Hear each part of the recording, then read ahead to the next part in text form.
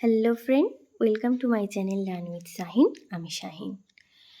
আপনারা প্রত্যেকেই অবগত, সুপ্রিম কোর্টে ওবিসি মামলা চলছে এবং এই মামলার শুনানি হবে, ফাইনাল হিয়ারিং হবে।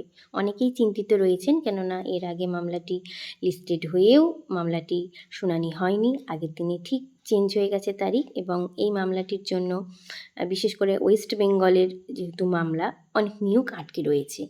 তো মামলাটি এখনও কেন লিস্টেড হয়নি, 18 তারিখ যে কম্পিউটার জেনারেটেড দেখাচ্ছে সেদিন শুনানি হবে কি হবে না, বিস্তারিত আমি আলোচনা করব। তাই ভিডিওটি অবশ্যই শেষ পর্যন্ত দেখবেন। তো চলুন দেরি না করে ভিডিওটি শুরু করা যাক। দেখতেই পাচ্ছেন, এটা সুপ্রিম কোর্টের যে কেস ডিটেলস দেখা যায় সেখানটা আমি দেখাচ্ছি। 10:11 PM, একটু আগে আমি জাস্ট চেক করেছি। The state of West Bengal versus Amal Chandra Das OBC কেসটা।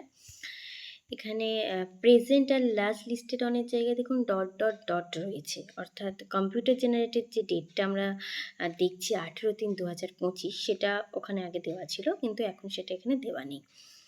এতদিন ধরে কেস রিলেটেড বিভিন্ন আপডেট দিচ্ছি এবং দেখছি, দেখার পর এই রকম মানে ডট ডট যখন থাকে তখন যেটা হয়, এতদিন ধরে খেয়াল করেছি, সেই এক্সপিরিয়েন্স থেকেই বলছি যে কেসটা অবশ্যই লিস্টেড হবে।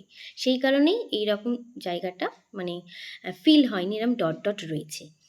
এবার প্রত্যেকেই হয়তো বলবেন যে 2 দিন আগে বা 3 দিন আগে তো লিস্টেড হয়ে যায়, যদি শুনানি হয়, কত নম্বরে শুনানি হবে সিএল নাম্বার দিয়ে দেয়, তাহলে এখনও পর্যন্ত কেন দেয়নি।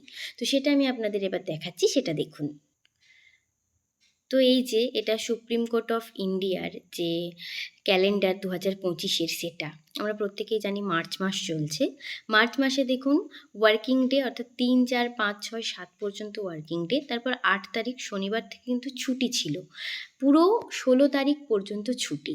তাহলে 8 তারিখ থেকে 16 তারিখ পর্যন্ত যদি ছুটি থাকে, তাহলে কি করে, মানে যেহেতু সমস্ত কাজ পুরোপুরি বন্ধ, আমি নিচের দিকে আমি আপনাদের একটা দেখাচ্ছি, যেখানে দেখুন এই ব্লু কালারটা রয়েছে ফুল কোর্ট ওয়ার্কিং ডেজ, যেখানে ইয়েলো কালারগুলো দেখতে পাচ্ছেন সেখানে হচ্ছে পার্সিয়াল কোর্ট ওয়ার্কিং ডেটস, মানে কিছু কিছু দিন কাজ হবে, কিছু কিছু দিন হবে না। আর রেড মানেটা হচ্ছে কি যে পুরোটাই ছুটি।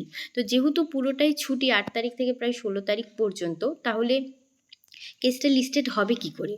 ওয়ার্কিং ডেট তো নয়, সেই কারণেই কিন্তু লিস্টেড হয়নি।